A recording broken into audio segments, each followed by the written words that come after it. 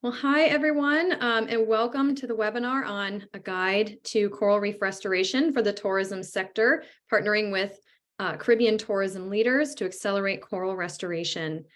This guide was developed through a very close collaboration between the Nature Conservancy, the Caribbean Hotel and Tourism Association, or of course CHTA, the United Nations Environment Program and United Nations Caribbean Environment Program, and the Principality of Monaco. And for this webinar, we are also partnering with the Reef Resilience Network. My name is Dr. Elizabeth Shaver, and I'm the Coral Conservation Program Manager for the Nature Conservancy's Caribbean Division. And we're also joined today by three other presenters, including Kyle Mays, who is the General Manager for Jamaica Inn, and the chairperson for the Caribbean Alliance for Sustainable Tourism, which is part of the Caribbean Hotel and Tourism Association. We also have Dr. Margot Hine, lead scientist and founder of Marine Ecosystem Restoration Research and Consulting, and a lead author on the guide. And Danae Hines, Chief Executive Officer of Just a Tad, which is a sustainable tourism consulting firm, and member and former chair of the Caribbean Alliance for Sustainable Tourism. We went over some housekeeping items, but I wanted to just share them again. Today's webinar is being recorded and it will be shared afterwards through our email networks, and will also be posted on the CHTA website, as Danae mentioned, as well as the Reef Resilience Network website. The webinar is 1 hour and 15 minutes long, and there is a question and answer session at the end. Please feel free to ask a question anytime during the presentation by typing it into the chat box at the bottom of the Zoom window. We'll keep track of these throughout the presentation so that we can ask them during the Q&A session, and you can also ask during the Q&A as well. At this time, I'd love to invite Christopher Corbin, coordinator for the Cartagena Convention Secretariat from the UN Environment Program, to say a few words. Thank you so much, Elizabeth, and a warm good morning. And I guess for those joining us across the Atlantic, good afternoon to you, and welcome so much to today's webinar on a new guide for the tourism industry and exploring coral restoration in the Caribbean. On behalf of the United Nations Environment Program, Cartagena Convention Secretariat, based here in Kingston, Jamaica, it is my great pleasure to deliver some opening remarks at today's webinar. As you've heard, my name is Chris Corbin. I am the coordinator at the Cartagena Convention Secretariat. And first and foremost, I'd like to extend our special thanks to our partners led by the Nature Conservancy and the Caribbean Hotel and Tourism Association for inviting us here today and allowing me to present what I really think is the importance of this guide, and to provide some context in terms of some of the work of UNEP and the Cartagena Convention Secretariat in the region. I would like to warmly recognize all of the persons who have joined, and thank you so much for making the effort to be part of today's discussion and experience sharing. We are particularly proud to be at this point now where we can officially launch this new guide, which has been long in the making and is a result of an initiative of UNEP with our colleagues from the Marine and Freshwater Branch, the Nature Conservancy, Caribbean and Hotel Tourism Foundation. This guide is particularly significant for our region, for the Caribbean, as tourism contributes to more than 15% of the Caribbean's gross domestic product. In fact, in some countries, it's as high as 30, 40, and even 50%. And most of the activities do take place in coastal areas. A recent report we published on the State of Convention area highlighted that the value of coral reef associated tourism alone amounts to $7.9 billion in the Caribbean. Unfortunately, coral reefs and the associated ecosystems of mangroves and seagrasses are being degraded by multiple global and local pressures and threats, including pollution from land and marine-based sources. It is therefore of utmost importance and urgent to reverse coral reef degradation so that the economic and ecological benefits they provide are not compromised.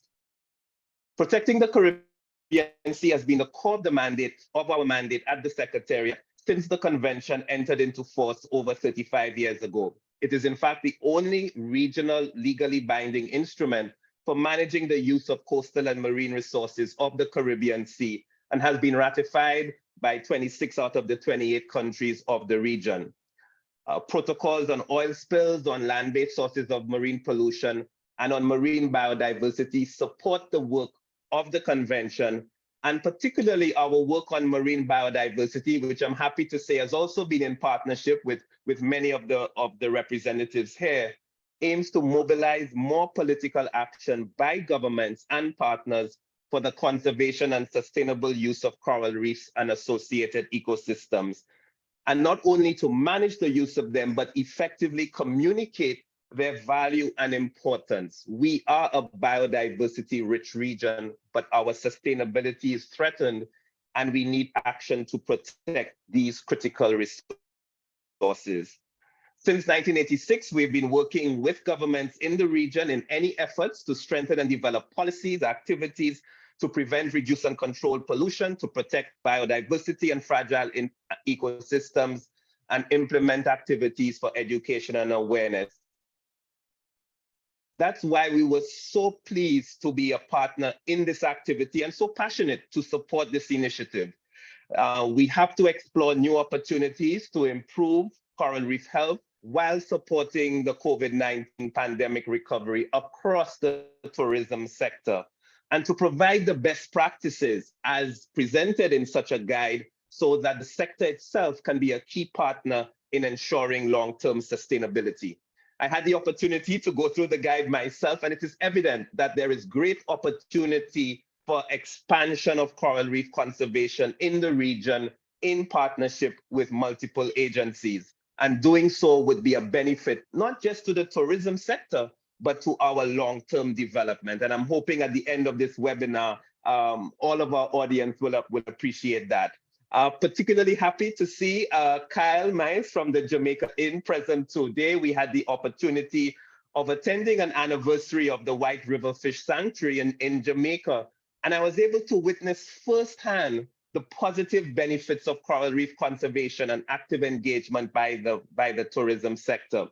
We see ourselves continuing to be an instrument in partnership with others to provide that regional governance framework for protecting our marine environment and sustaining industries such as tourism. So it's really a great honor to continue to build and enhance on the partnerships.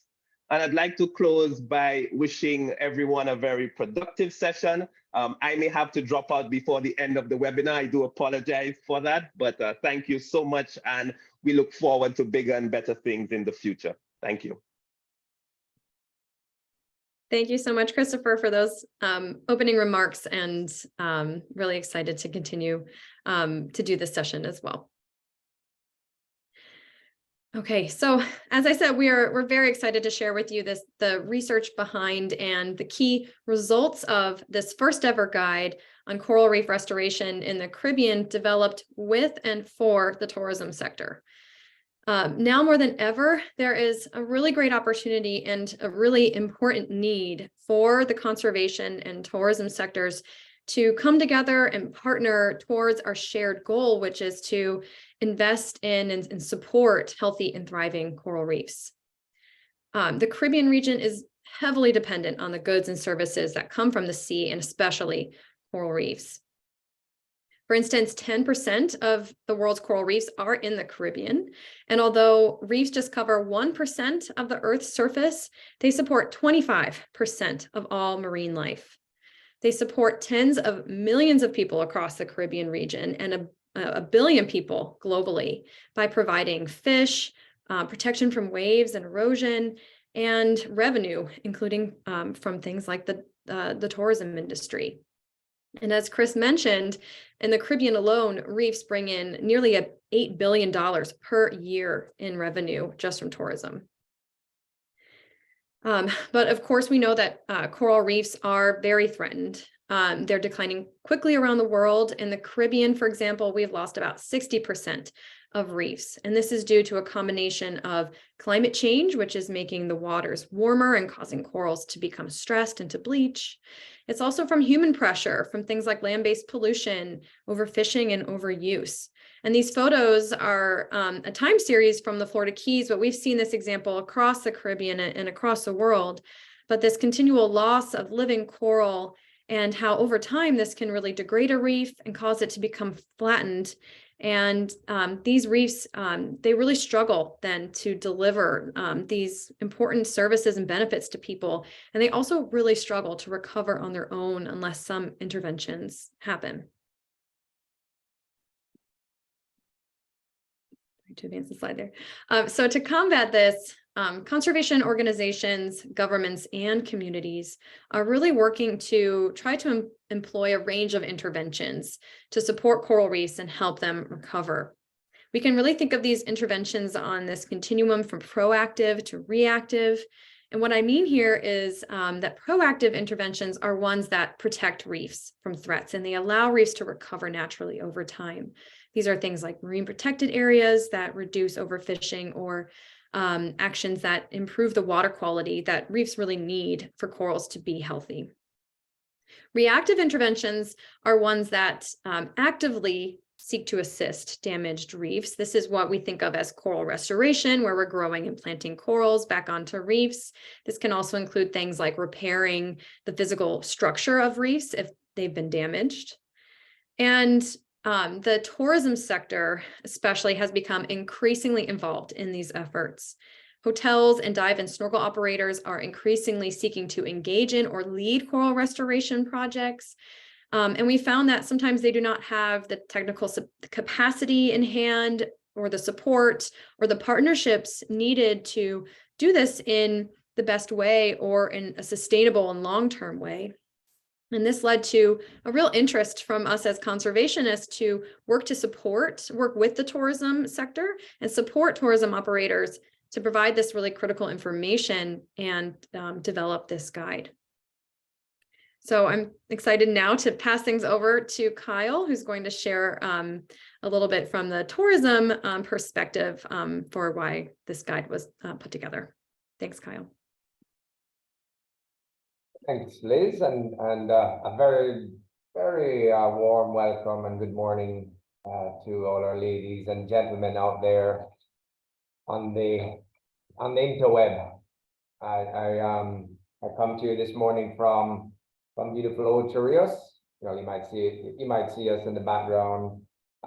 Forgive me if I'm making anybody jealous there this early on Thursday morning, but I just want to firstly, express my gratitude and extreme pleasure on behalf of the team at CAST in participating in this journey.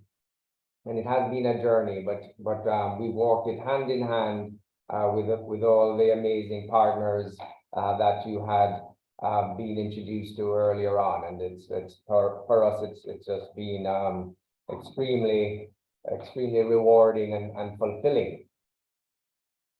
I'll ask you just to move to the second slide there, then Liz, thank you. And so, yeah, well, apologies first of all for any duplications of information you might be hearing. Well, I say information, but maybe let's call it warnings. But as I'm approaching this presentation today from a very broad vantage point, I felt it prudent to begin firstly by taking a look at the blue economy.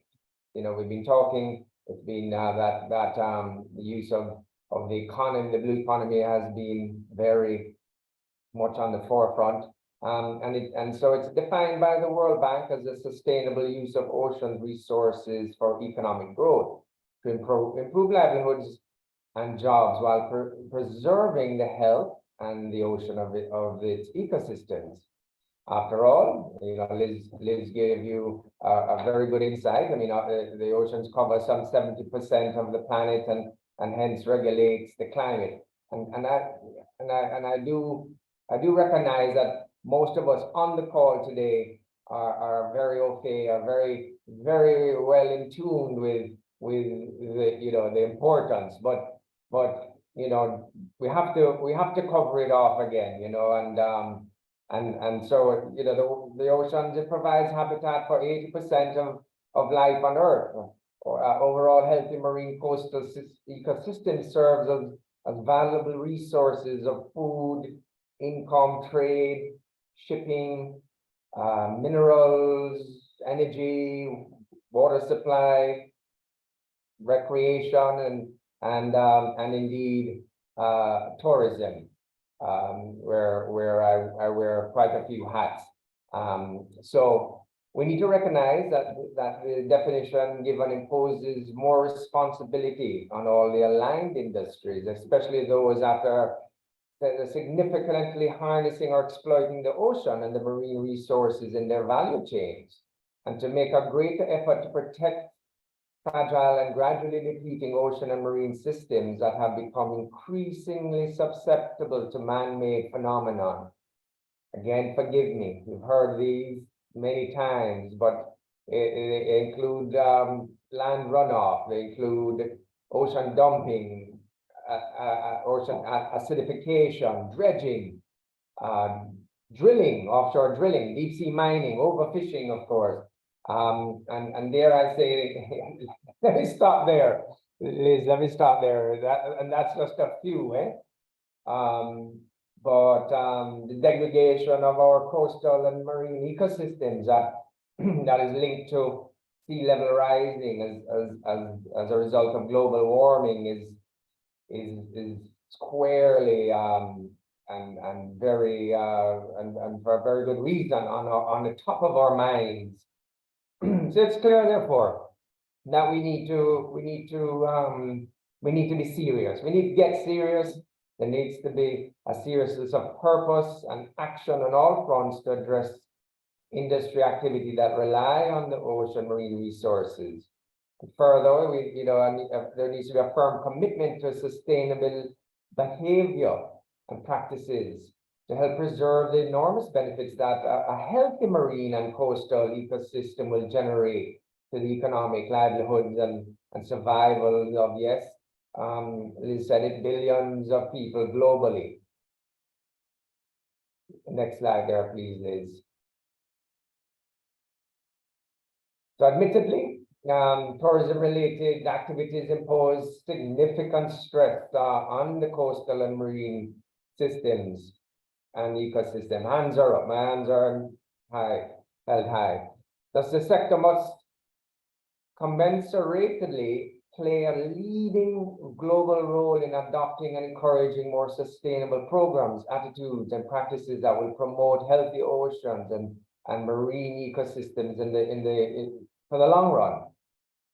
This has already been officially recognized by the UN in the form of the Sustainable Development Goals, or commonly talked about as the SDGs, which emphasize the sector's role in the sustainable use of oceans and marine resources, and to ensure that tourism and our industry plays its part in contributing to the ocean sustainability. So this is against a background and based on figures from the United Nations Global Impact. Again, we're going to be sharing these figures a couple of times, but 80% of tourism occurs along coastal towns and areas.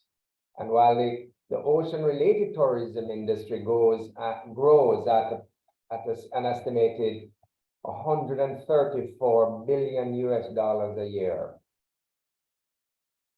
Further, the Organization of Economic Cooperation and Development, so commonly known and talked about as the OECD, has predicted that marine and coastal tourism will be the largest sector of the global ocean-based economy by 2030, generating some $770 billion in global revenue and employing over 8.6 million people.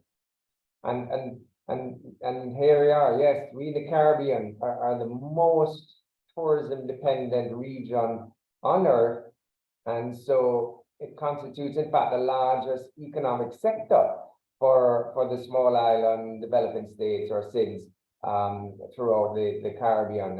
And so to elaborate slightly there, just a little bit of insight, that the industry accounts for a quarter of the total economy, that a World Bank study produced, and estimated that the economic value of the Caribbean sea, now back to the sea marine ecosystem, specifically its reefs, is in the tens of billions of dollars. So let's move to the next slide.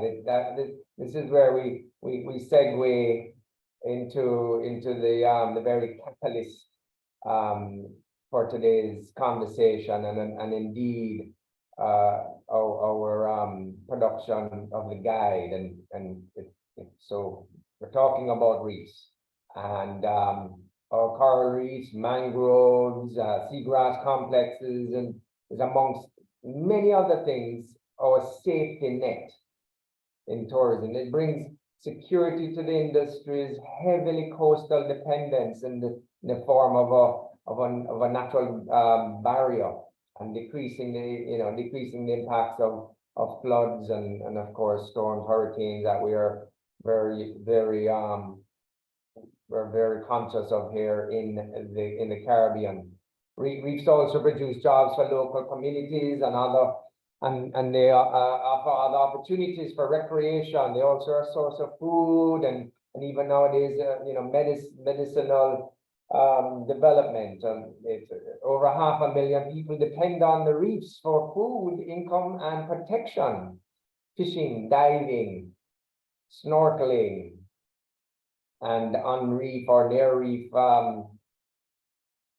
activities, economic activities, account for millions and millions of dollars in local business. So let's not also forget a very important key point here, and I would be remiss, especially working closely with the TNC, that the reefs also are vital for maintaining ecological diversity throughout the world. Very important to not miss that point. Our reefs, folks, they are desperate in need of our help, and that's the call, that's a cry. And United Nations has estimated that the cost of reduced tourism due to, for example, just coral bleaching, which we know is not necessarily, it's a combination of things that go together, but certainly climate change, global warming, that's a big factor there. But that can cost us $12 billion annually. And to make the point that that alone is predicating our stewardship of this extremely valuable and vulnerable ecosystem. Next slide then, thanks Liz. And so, we all had a couple of years of stagnation or stallation. The world stalled, we paused for a while there, and then in 2022, the COVID pandemic led to a reduction in human activities and restriction of all but just the essential movement for most of the world's population. And as mankind, as we all struggle with the fear of the unknown and worried about, well, our mortality, to be blunt, during this period, there was a complete psychological shift in much of society. We became more reflective, we more sober in thought. For a great deal more selfless, perhaps a lot more conscientious. And as we reflected on our personal health, we also began focusing on the health of our environment. It was very interesting to see. The environment too changed. There was a large but temporary increase in air quality and water quality that followed. And there have been several reports of, for example, animal populations moving into new areas that you might have heard of in over that period. And so some monitoring studies examined how coral reef fish populations were affected by these government mandated lockdowns across the world, and it found that during a 6-week period, countries experienced a twofold in both harvest improvement in both harvested and non-harvested fishes. Interviews with local amateur and professional fishers around the world indicated that the lockdown induced reduction in recreational activities, resulted in the recolonization of reefs by fishing in many local areas, highlighting how fish behavior and space use can rapidly change, well, in mankind's absence, in our absence. And this was a huge wake-up call for many of us, and should have been for all of us. Next slide then. So let's bring it back to down to earth, and here in Otarius again, and here we saw it firsthand also, and I'm happy just to share just a short summary of some of our experiences here in Jamaica. And thank you. And it was a great pleasure having Chris at our 5th anniversary of our sanctuary opening. So I'll tell you just a little bit about that, a synopsis. So yeah, 5 years ago, a group of concerned citizens and hoteliers set out to create a 150-hectare sanctuary, which became a community-led project with local fishermen at the forefront to help break bad habits and bring back health to the marine life on our doorstep. So, you know, helping the fish, the corals, sea urchins, crustaceans, etc. Right offshore here right off of Jamaica in. So in order to help really rebuild the coral reefs in this area for the benefit of the community here at Otarius and St. Mary, St. Anne, our locals, of course, our visitors, business and residents alike. This initiative was spawned for many of the reasons that we mentioned, or I mentioned earlier. You know, the call to action, the big picture stuff. But just to put it simply, we saw the diminishing fish stocks and the catch. You know, there's a fisherman walking down the road with his fish, the size of the fish, the quantity. We went snorkeling and saw how bad our reefs looked. Hardly existent any longer. And the truth was that since 1970s, a combination of causes including Mother Nature in the form of hurricanes, yeah. But sea urchin disease as another example, but of course man-made issues that we talked about as well, and I won't necessarily go into all, but overfishing and other, you know, pollution and these things had reduced the coral reef coverage in our area here by 85%. That's staggering. And what that led to then is you know, and partly because of the lack of fish, it allowed unhealthy algae to grow and thrive, and so without the fish to it, we couldn't survive because it couldn't be cleaned of the algae, and so, and long story short, we recognize this as an ideal opportunity to get involved and help protect and regenerate the reef ecosystem right here in Otarius. So after much blood, sweat, and tears, the White River Fish Sanctuary was created, and there was at the time there was a lot of trial and error, and error. I'll stress error.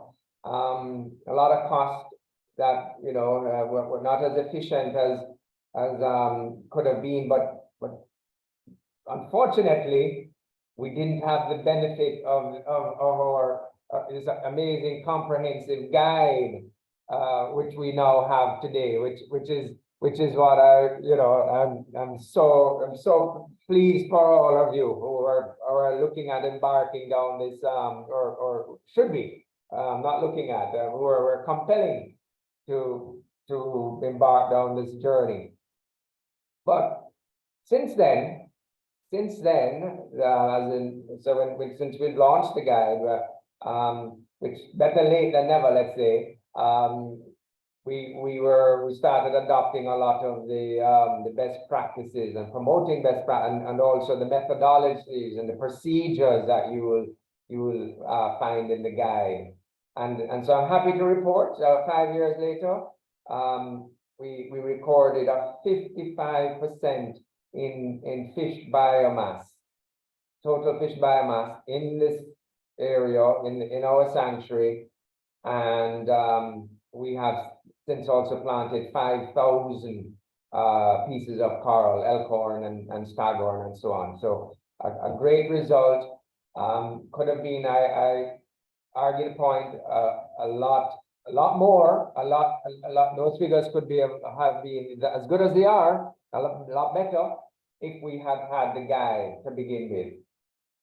So, folks, aside from the obvious benefits to the ecosystem and stakeholders' livelihoods, as I mentioned earlier, the amount of visitor interest that has been created in the region based on this project has just been outstanding. It's overwhelming, really, to put it in a simple way term. And so this brings me right back to the conversation about post-COVID, and let's talk about back to those post-COVID travelers, and if Liz can move us to this final slide. A Bookings.com sustainable travel report done in last year, 2022, highlighted that the impact of their trips remained top of mind. The impact of their trips remained top of mind, with 71% of global travelers saying that they want to travel more sustainably over the coming 12 months, which was a 10% increase over 2021. And if we compared it to 2020, I mean pre-COVID, outstanding. As I mentioned earlier, complete mindset change. 81% of travelers confirm that sustainable travel is important to them. Half of all of the respondents cited that recent news about climate change has influenced them to make more sustainable travel plans and choices. And so to that end, over a third of global travelers say that the sustainability efforts of accommodations, such as ours, and transport providers play a strong role in their property and transport decision making. Very, very important to absorb that. In fact, 70% of global travelers say they would be more likely to choose a sustainable accommodation whenever they're looking, and whether they were looking at it specifically or not, but it's now embedded in us. We've changed, as I mentioned. So hearing, ladies and gentlemen, that especially those involved in the tourism industry, there lies the silver lining in taking action to rehabilitate and ultimately protect our livelihoods. I mean, again, that's a big part of the rationale. But we are also increasing our market share. It's a byproduct. How wonderful. Anyway, so again, very high level, just wanting to throw this all out there to our hoteliers and the industry, but I'll close with the notion that our future is squarely in our hands, and the transition to sustainable practices and even let's get past sustainable practices, regenerative marine activities, regenerative. It's essential. And we should have started this maybe 30 years ago, perhaps. But the next best time and opportunity to do so, ladies and gentlemen, is right now. So I'll leave you with that. Thank you very much. Thanks so much, Kyle. Really appreciate that context that you provided. And now I'd like to move over to Dr. Margot Hein, who's going to share all about the guide, including the research behind it and the key results and resources that are available through the guide. So over to you, Margot.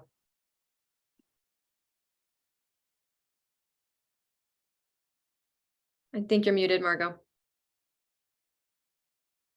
Rookie mistake, as a colleague of mine was saying the other day, you'd think we'd know by now, or oh, it's my first time, but I guess it's not. Sorry, I was actually thanking you, Liz, for that intro, and also Kyle for providing context on how this guide came about. And I apologize, this isn't didn't come 30 years ago. We're just doing what we can here.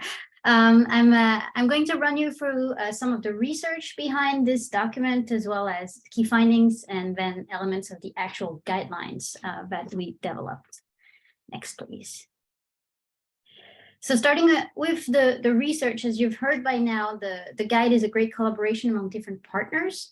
And the goal was really to develop guidelines that were targeting the tourism industry specifically, but also, and most importantly, partner with the tourism industry to better understand the needs, the challenges, and the opportunities in this. Oh, wait. Is this my slide, Liz? Sorry. Perfect. Sorry about that. No worries.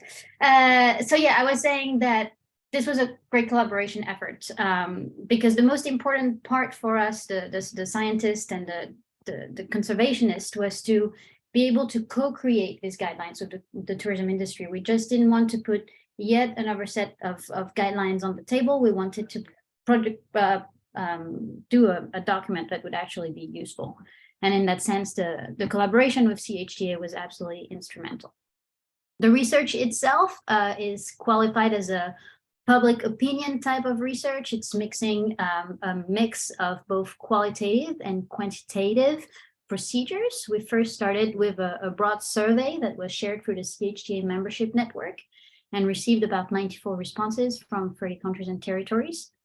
And then we used those responses to develop some more specific and targeted interviews and focus groups with more tourist operators.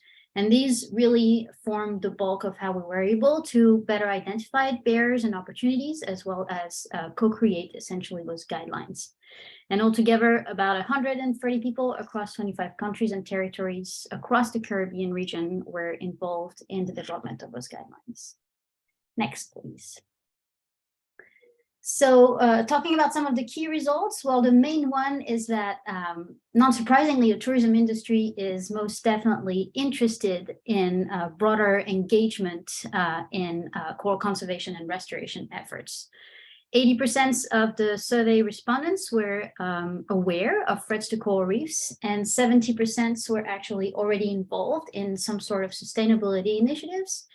Next, please. Those type of sustainability initiatives involve things like beach cleanups, environmental education program, recycling, energy efficiency campaigns, as well as coral restoration efforts. Next.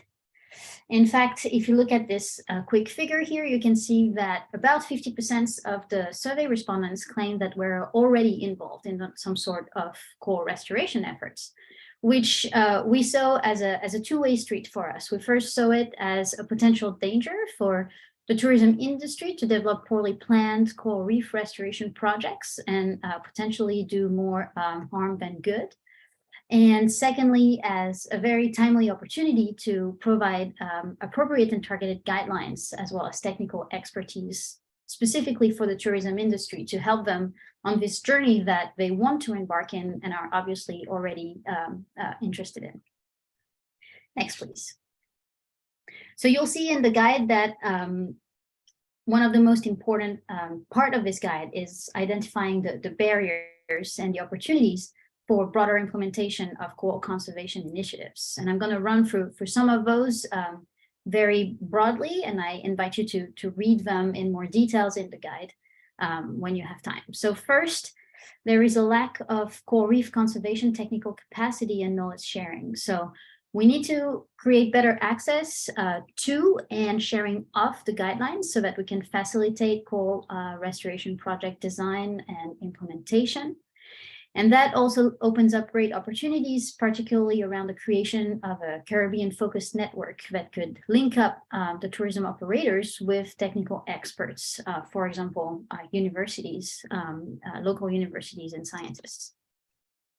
Second barrier was that there's limited awareness and partnerships to deliver coral conservation efforts at large. So we saw that people are aware of the threats to coral reef, but information and efforts often occur in isolation. So we think there needs to be better collaboration across countries, across regions, across sectors, so that we can reduce the threats to coral reefs and better conserve them. So these include opportunities to develop targeted communication campaigns, for example, make sure that the reefs are coming first and foremost in people's mind when they land in the Caribbean. We could have big posters at the airport, for example.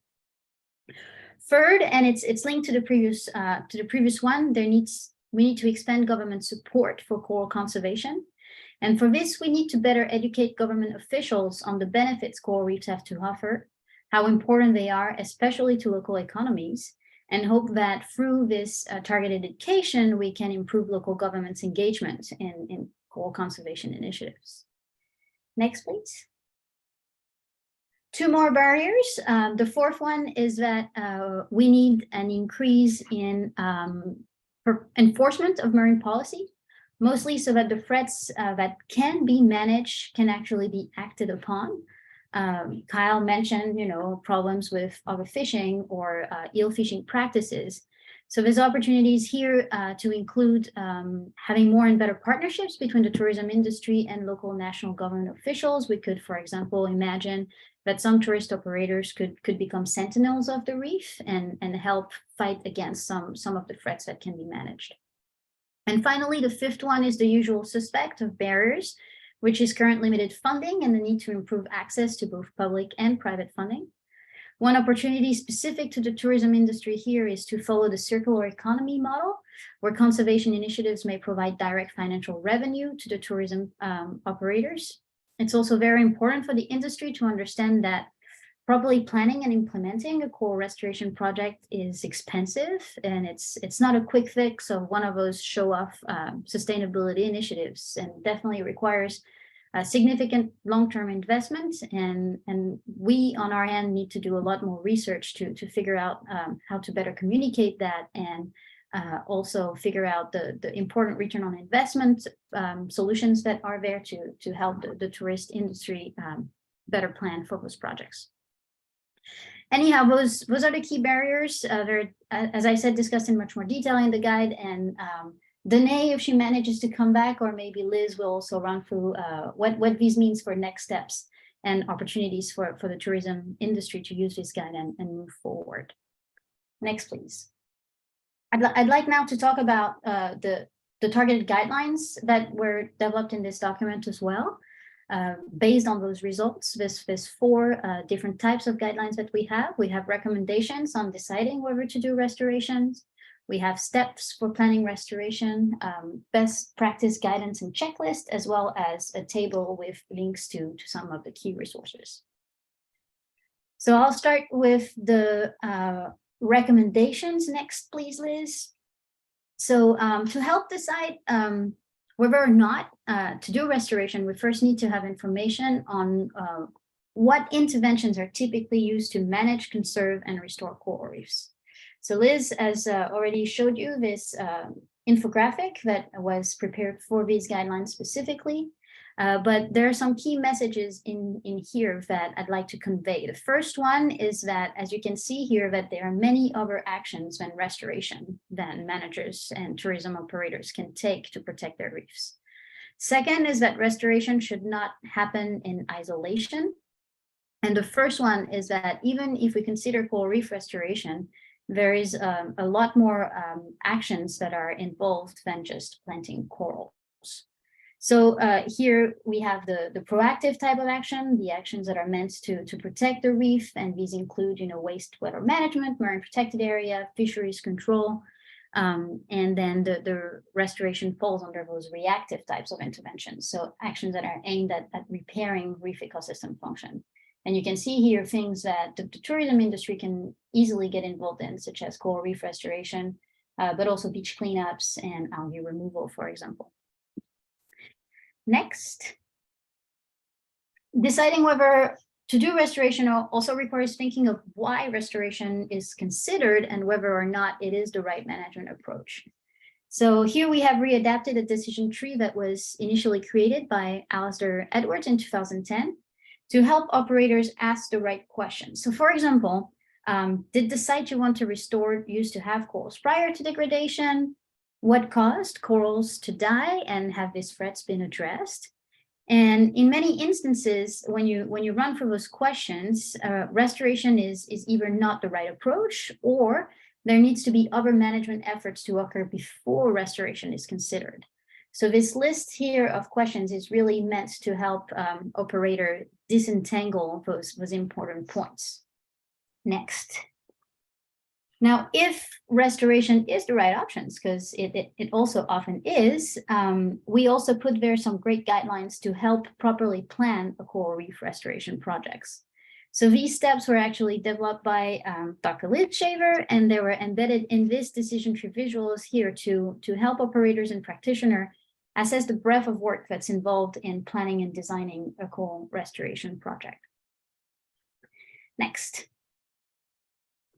Another important component of the guidelines is this checklist of best practices, which we wanted from the get-go to really have as a quick one-pager type of document. We didn't want to overwhelm our audience with long and convoluted guidelines. We were like, okay, how can we have this like one-pager that the operators and the practitioners can go to so that they can see those overarching principles of the needs that need to be met to make sure that the projects that are developed are doing more good than harm. And in many of those go way beyond ecological considerations. They include social, permitting, as well as financial aspects. Checking the checklist of best practices is super important so that we can really maximize the capacity to last in the long term, or at least have a solid exit plan for those projects that do not have the capacity to continue, and make sure that they do not have negative impacts. Next, please. And the last element of the guidelines that we provide is this table that links to key resources that are currently available for coral reef restoration specifically. A lot of those resources were actually used in the development of those guidelines, but this table also provides an opportunity for operators to dig deeper should they be interested in getting involved further. And on that note, I also wanted to point you all towards two key websites that might help operators go beyond the content of this guide. The first one is the Reef Resilience Network website that has a lot of information on coral reefs, coral conservation strategies, as well as coral restoration. All the material on the website is prepared by global experts, and it's meant to be accessible to a wide range of public audiences. They have online training courses available, and Liz, if you click, yes, there's this great new coral restoration course specifically, which is dedicated to coral reef restoration, was updated last year with up-to-date information. Is a great starting point for people who want to get involved in coral reef restoration. And the next website web resource I wanted to point you towards too is the ICRI Reef Restoration Hub. ICRI is the International Coral Reef Initiative, and they put together this web page that is updated every month or so. And that web page is really a great one-stop shop for all of the latest work and publication around coral reef restoration. And there again, you can easily access and download for free all the key documents. And for example, some of those includes, if you click, Liz, the UN guidelines for restoration that were published in 2020, as well as the manager's guide that was also published in 2020 and really goes in depth into all of those great steps to properly plan and design a coral restoration project. So that's in a very quick nutshell, the elements of the research and the guidelines that you'll find in the document. Please feel free to get in touch if you have any question, and I'll now hand it on to Liz so that she can talk about next steps and how we can actually use these guidelines moving forward for the tourism industry in the Caribbean.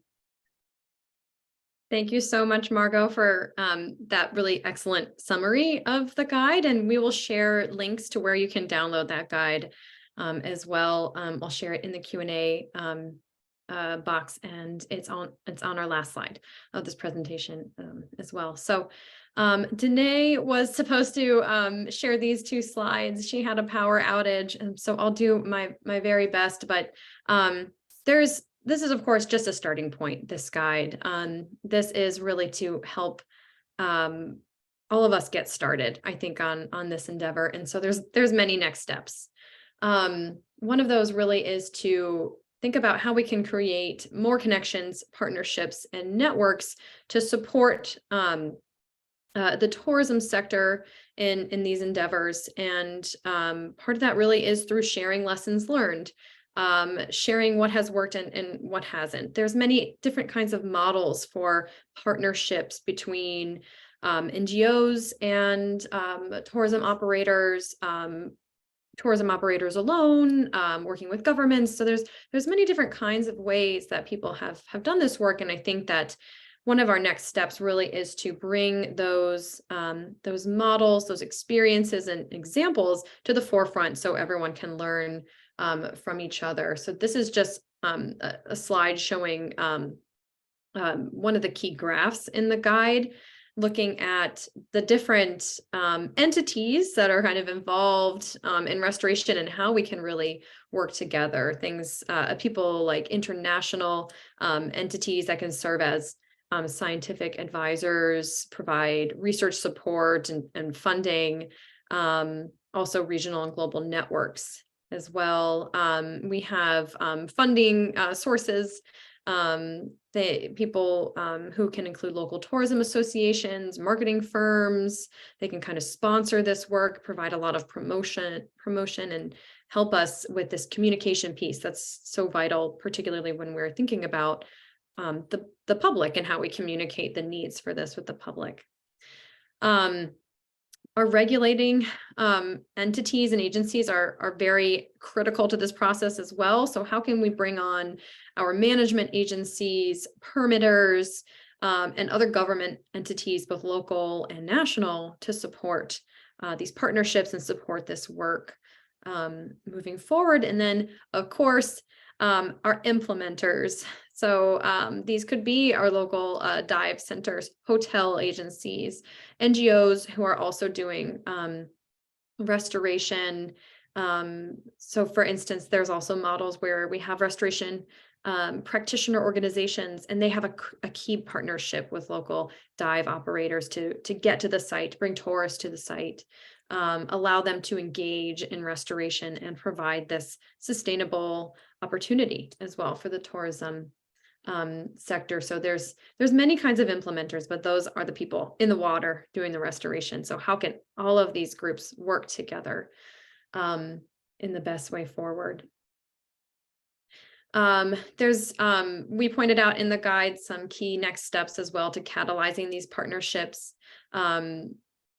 Things like building this technical capacity to implement restoration. I mentioned some of these, but sharing best practices, sharing lessons learned, creating a network, recognizing successful programs and showcasing them so that others can replicate this work and these kinds of successful models, creating peer-to-peer networks to share resources with each other and support each other. Having someone to help answer questions, point you in the right direction can just be critically helpful at certain times. We need more work on incentivizing the tourism sector by providing some really key economic information. Margot really touched on some of them, but I think we need to do a better job of sharing the costs that restoration entails, a kind of long-term investment. And then on the same side of that, what are the economic incentives then? How can these restoration programs help support the tourism operators, bringing in money and making this, again, this circular model, economic model? Identifying and securing new public and private funding. Margot touched on this. This is always a key gap, funding, and how a really important next step is figuring out how to catalyze some of this funding to go towards this work. And then finally, engaging government entities to increase capacity and support the tourism sector to be engaged in or lead in restoration efforts. So many next steps involved, and this is something that I think all of these organizations that are here today, TNC, CHTA, CAST, the UN, we're all working together to try to work towards these goals. And with that, we'll move to our question and answer. I just wanted, go ahead, Kyle. You wanted to say something there? Oh gosh, yes. As I'm hearing you talk again, and then having read the guide many times and delved into it. Where was it 5 years ago? Anyway, a lot of great points and so pertinent when it comes to taking this path and or going down this path. We took a different approach in that, here in Ocho Rios, again, our little example here, in that we created a fish sanctuary, which had its own set of challenges, but we felt that the fish sanctuary would also help in the long term us better manage our coral project.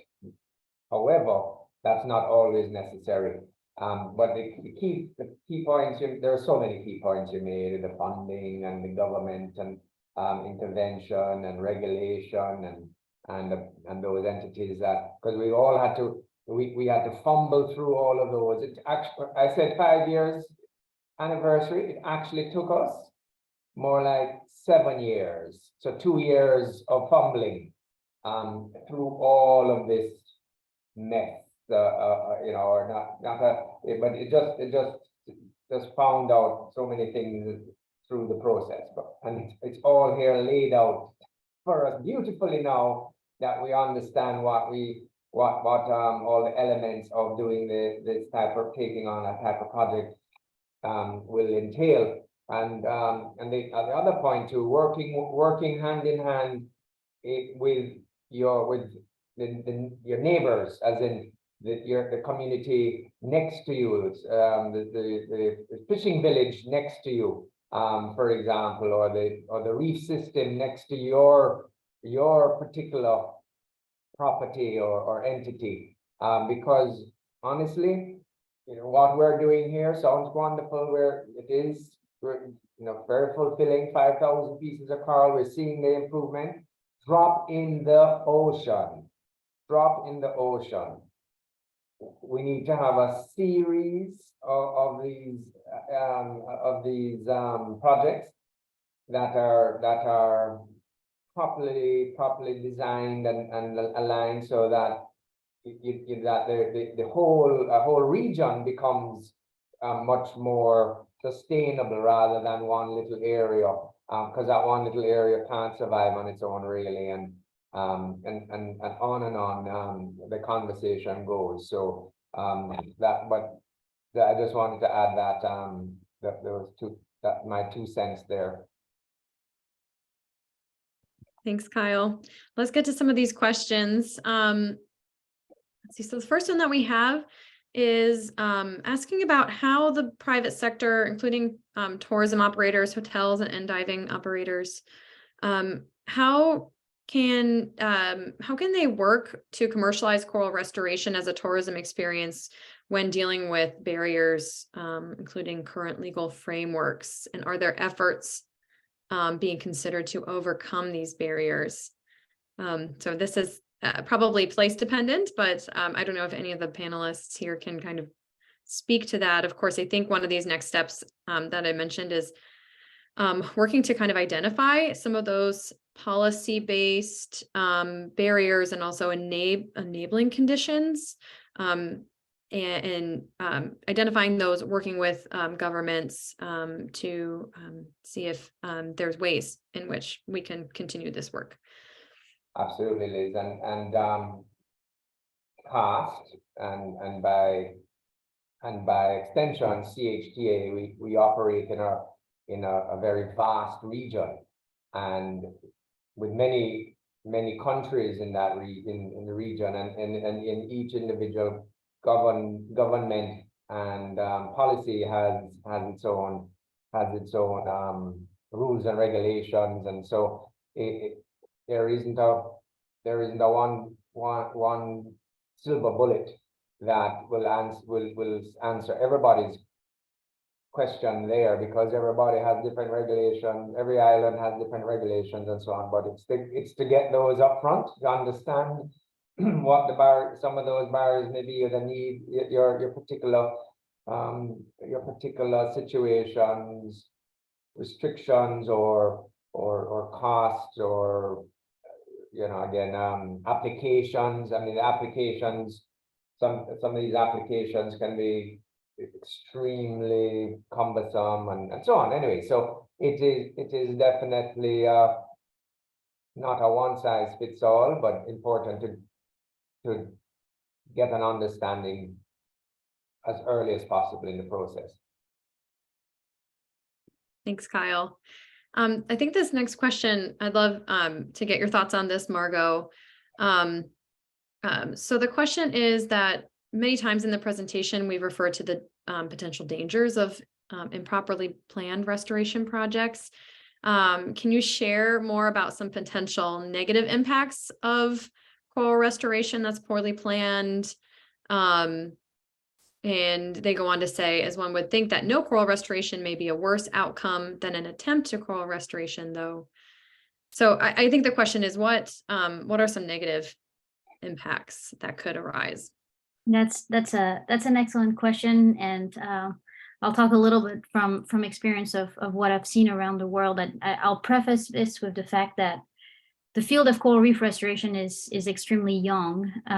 We've only been, doing reef restoration seriously around the world for maybe the past 10, 15 years. And it's very much evolved from techniques that were developed on land, such as reforestation for trees, for agricultural practices, and so forth. And we're finding that not everything that works on land works underwater. And so it's definitely trial and error, and we're learning as we speak. And if I talk about negatives, I'm not pointing fingers to things that people have done improperly. It's just a learning process, and we're trying to adjust from that. I think one of the biggest dangers that I've seen and I've seen some comments on the Q&A about this, is when restoration projects go on to, I apologize for the noise behind me, some projects go on to use artificial structures that are not meant to be underwater, and eventually become dumps or create pollution, such as rubber tires or some sort of a steel that will just collapse eventually. And people start a restoration project for a few years and then abandon it, and then you find this dump on the ocean that was used as an excuse for restoration. The second example I'd like to talk about is mostly the type of corals that are used for restoration, and the location of those restoration area. You're talking about a very fragile ecosystem, and you want to be mindful of what was there and why, and the fact that what you want to restore doesn't disrupt the natural biodiversity and order of things. So if you're going to use a single species of corals, and sometimes just fragment it so that it's a single individual of corals, and then plant this all over the reef, you're inherently reducing the diversity of corals on that reef, and that can have cascading negative effects on the overall biodiversity. should, you know, a stressor come in, all of those corals that are the same individuals might be affected the same way, and everything will die all at once. And then all your efforts and all the money that you've invested is in vain. You know, placing a restoration effort on a reef that's heavily fished and has value in being a fished reef, then has negative impact for the social economic stability of this little locality. So there's a lot of those questions that need to be considered prior to setting up the restoration efforts, and those negative impact and the harm that it can do can be social, can be ecological, and there's a lot of things that we can touch on here. It's a difficult question to answer. Of course, it's always, you would think that it's always better to do something than not to do something. But I would like to say that it's often better to do some of those proactive types of management before you invest so much time and effort into going to plant corals first. And this way you really will maximize the potential for your restoration effort to be successful. Liz, you're an expert as well, so if I'm forgetting any huge thing there, which I might very well, just please jump in as well. No, I think you covered it really, really well. I think you kind of touched on this. So this next question kind of segues nicely from that explanation, Margot. So this question is about what's the point of regenerating or restoring a coral reef if the water quality is the same? Or, you know, maybe it's still poor or hasn't been improved. Does that affect mortality of corals? And should the tourism sector be implementing awareness activities to invite communities and tourists to change daily habits that damage corals? I think that's an excellent question. It's one that we grapple with all the time, and Margot just really touched on it. Sometimes the answer is not just to go right into coral restoration. Sometimes we should look at other kinds of activities first or in addition. Because yes, absolutely, poor water quality will continue to cause mortality. I think that the tourism sector has the opportunity, many opportunities. So there's many different kinds of tourism operators working in many different kinds of environments. Even thinking like along a watershed from, you know, up on land, and their impacts moving from water, moving through the watershed out into the reef. There's just many opportunities, I think, for the tourism sector to be involved. And I think these awareness activities to share about the importance of reefs and marine ecosystems and terrestrial ecosystems, how those are all connected, and how our daily habits impact those, I think is absolutely a great idea. So there's certainly more ways that the tourism sector can engage, can educate, in addition to directly supporting restoration. I think that when we're thinking about these things, we should try to kind of start looking at this big picture and what are the many threats involved in that are affecting the corals in my location. What are different kinds of partners to engage? What are different kinds of activities that I can do? I don't know, Kyle or Margot, if you wanted to. Again, absolutely spot on there, Margot and Liz, and so let's not forget that there are actually companies throughout the region that are specialists in those very activities, the water quality measurement, lining things up. The guide will give us an idea what will need to be done, but perhaps at the location or perhaps at the at the property or the entity really doesn't have the skill set to take it to the next step. But shout out one of our partners that we used here helped us a lot. Andrew from Seascape is on as a company based here in Jamaica. I'm not sure if he's, but they were able to identify a specific, a lot of those things that if we had the guide, we would have been able to even ask those questions. And so what about, what if we put these corals back in this location, what type of fish are they going to attract? And are those fish healthy for the area in the long term? Because they might be herbivores, or chase away the herbivores that we need to clean the reefs. And so it really, there's a lot of science behind it, and in the actual doing. Again, the guide tries as best as possible to brief you and brief us on all the things that we need to consider. But there are specialists. I recommend highly trying to get in touch with the local reef specialists, design reef creators or seascapers, or and bringing them on at least in the short term. That will be funding as well. And then as I hear us as we're chatting away, I'm thinking about the new but possible, well, not possible, not a potential here, but for example, in the White River, guests want to get involved in planting coral. They want to go out and see the work being done on a glass bottom boat or snorkeling, and then guess what? They then want to start to help to fund and contribute to the success of that project. I haven't even got into, and this is for another webinar, but we haven't even got into the, what do coral reefs and seagrass beds and mangroves do for emissions and carbon offsets and all of the, we can't even begin to go down that path today, but very exciting conversation for the next one. But that's so that's my recommendation to.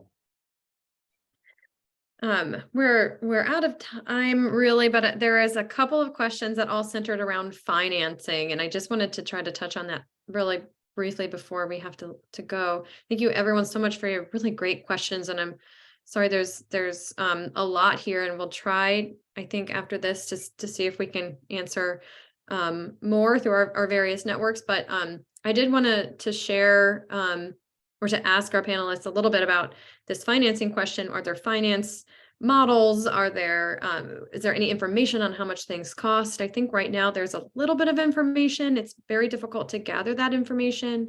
I think that one of our next steps really should be gathering better data on the investment, the costs associated with putting in nurseries and doing outplanting, and then also what are models for generating revenue through these tourism experiences. I don't think that we have that in hand, and that's something that I would very much elevate as a critical next step. I don't know, Margot or Kyle, if you wanted to touch on that, but this came up in several people's questions, so really wanted to touch on it before we leave. I think you're spot on saying this is the next step. As I said, as scientists, we're only still trying to figure out this coral reef restoration science and everything that goes along with it. And the financing aspect is definitely at the top of the agenda of so many global and local working groups at the moment. So hopefully we have answers for you about that pretty soon. I just wanted to say, I quickly mentioned a UN guidelines that was part of the key resources. As part of that work, we tried to put some cost estimates behind the most widely used restoration techniques. It's still what I like to call qualitative, mostly ranking techniques, from most to least expensive, to give practitioners a little bit of an idea of what's involved.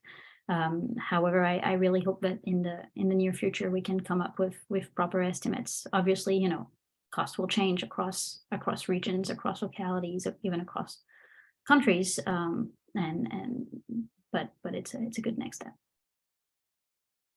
It certainly is, and also, and I made the point again that across the region, there are so many with different the governments have generally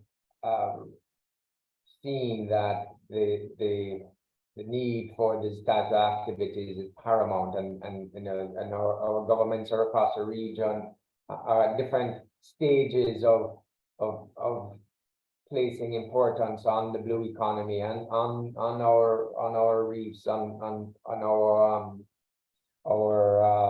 natural resources that we've been talking about today. So you will find some are much advanced, and in our case, for example, it's easier to use firsthand.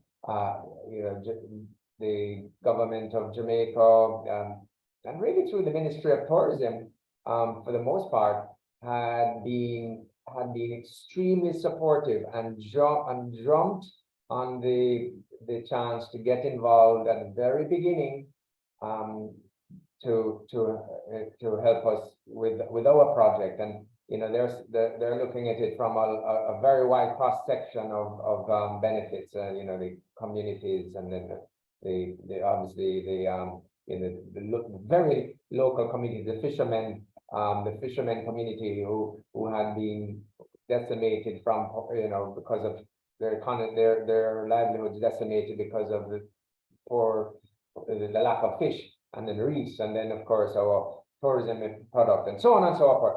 So yeah, there are a lot of different variations across the region, but I think for the most part, you know, projects like this are gaining so much interest that if you know, 7 years ago we would have not had as much challenges to try and get funding as today. Great. Well, I wanted to thank our many presenters for their excellent presentations. Thank you, Kyle, Margot, Christopher. Thanks, Danae. Thanks to CHTA technical support that we have today. And thank you very much, all the attendees in the audience. Everyone had such excellent questions. I wish we had more time to go through all of them. There's obviously quite a lot here to continue discussing, and we'll be working to figure out how we can keep this conversation going. But that is it for our webinar today. Again, we will share this recording out to everyone, and just really want to thank you again for your time.